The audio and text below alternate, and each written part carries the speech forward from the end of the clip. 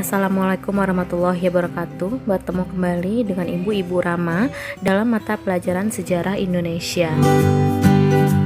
Untuk pertemuan pertama, kita akan membahas tentang konsep berpikir sinkronik dan diakronik dalam sejarah.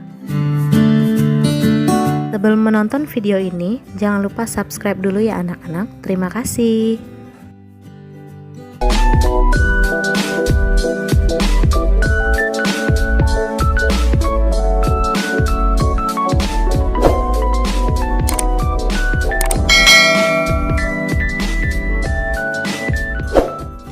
Setelah kegiatan pembelajaran pertama ini, diharapkan kalian dapat menjelaskan pengertian konsep kronologis, diakronik, sinkronik, konsep ruang dan waktu dalam sejarah, serta menerapkannya dalam merekonstruksi sebuah peristiwa sejarah.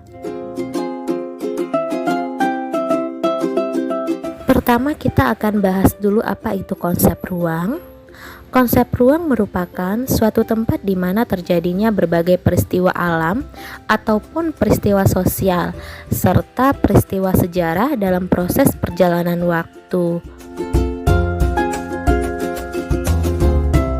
Sedangkan konsep waktu bermakna latar waktu kapan terjadinya peristiwa tersebut atau time, bisa hari, tanggal, tahun, atau jam.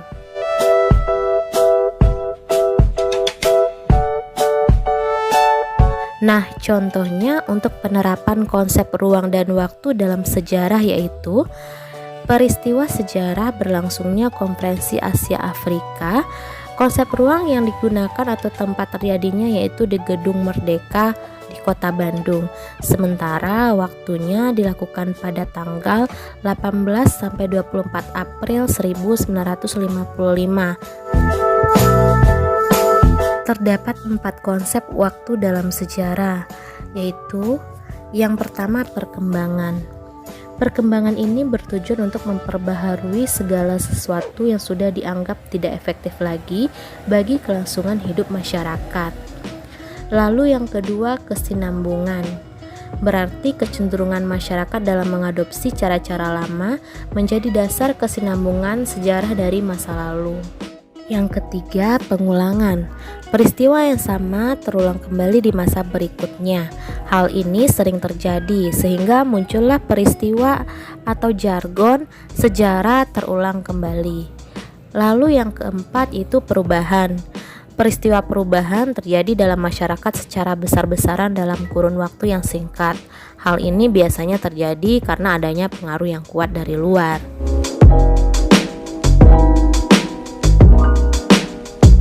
Lalu, apa kalian tahu bagaimana keterkaitan konsep ruang dan waktu dalam sejarah? Berikut keterkaitan konsep ruang dan waktu dalam mempelajari sebuah sejarah.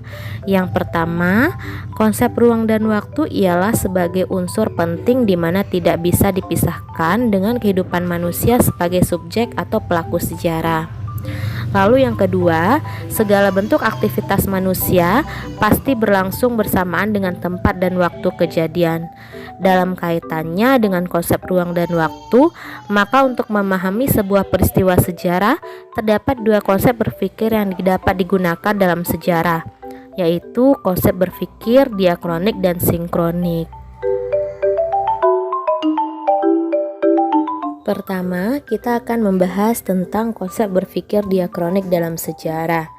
Diakronis berasal dari bahasa Yunani, yaitu dia artinya melintasi atau melewati, dan kronos yang berarti perjalanan waktu. Jadi diakronik dapat diartikan sebagai suatu peristiwa yang berhubungan dengan peristiwa-peristiwa sebelumnya dan tidak dapat berdiri sendiri atau timbul secara tiba-tiba. Sejarah meneliti gejala-gejala yang memanjang dalam waktu dan ruang yang terbatas. Adapun ciri-ciri diakronik yaitu yang pertama bersifat vertikal. atau menjelaskan proses suatu peristiwa dari awal hingga akhir. Yang kedua, cakupan kajian jauh lebih luas. Yang ketiga, terdapat konsep perbandingan. Yang keempat, memiliki sifat historis atau komparatif. Dan yang kelima, mengkaji masa yang satu dan yang lainnya.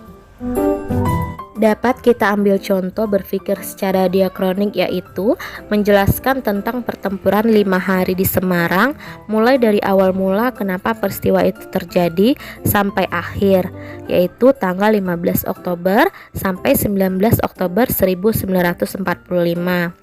Atau contoh kedua, menceritakan tentang kisah hidup seseorang sejak dilahirkan hingga sampai saat ini. Jadi dapat diambil kesimpulan, berpikir diakronik adalah cara berpikir kronologis atau urutan di dalam menganalisis sesuatu, sehingga dalam konsep diakronis sebuah peristiwa sejarah diuraikan dengan prinsip memanjang dalam waktu, namun menyempit dalam ruang. Dalam arti, dalam konsep diakronik tidak terlalu mementingkan pembahasan yang mendalam terhadap suatu aspek dalam peristiwa tersebut. Akan tetapi, sebuah peristiwa lebih difokuskan pada urutan peristiwa sejak awal sampai akhir. Selanjutnya, kita akan membahas tentang konsep berpikir sinkronik dalam sejarah. Sinkronis berasal dari bahasa Yunani, yaitu sin yang berarti dengan, lalu kronos yang berarti waktu dan atau masa. Jadi, pengertian berpikir sinkronis dalam sejarah adalah mempelajari atau mengkaji struktur atau karakter suatu peristiwa sejarah dalam kurun waktu tertentu atau dibatasi oleh waktu. Maknanya ialah apabila kita menggunakan metode sinkronik ini, maka kita tidak memperhatikan perkembangan sejarah atau juga perkembangan peristiwa tersebut. Sejarah tidak semata-mata bertujuan untuk menceritakan urutan kejadian, tetapi bermaksud menerangkan kejadian itu dengan mengkaji sebab-sebabnya, kondisi lingkungannya, kondisi sosial budayanya secara lebih mendalam. Berikut merupakan ciri-ciri berpikir sinkronik dalam sejarah. Yang pertama yaitu mempelajari peristiwa atau kejadian yang terjadi saat masa tertentu. Yang kedua, di dalam mempelajari peristiwa atau kejadian selalu memfokuskan terhadap adanya pola-pola, gejala-gejala, serta juga karakter. Lalu yang ketiga, tidak memiliki konsep perbandingan. Yang keempat, mempunyai jangkauan yang lebih sempit. Yang kelima, mempelajari dengan secara mendalam. Yang keenam, kajiannya juga yang sistematis. Lalu yang ketujuh, sifatnya adalah horizontal. Maksudnya dari sifat horizontal ialah memanjang pada ruang serta juga terbatas di dalam waktu. Jadi umumnya menjelaskan mengenai kejadian atau peristiwa hanya inti-intinya saja. Contohnya, menjelaskan tentang suasana pada saat tragedi pemberontakan G30 SPKI tahun 1965, lalu keadaan sosial ekonomi di Indonesia pada tahun 1998. Jadi dengan berpikir sinkronik, kita dapat mempelajari peristiwa bersejarah secara mendetail. Sinkronik ini lebih menekankan pada struktur, artinya adalah meluas dalam ruang.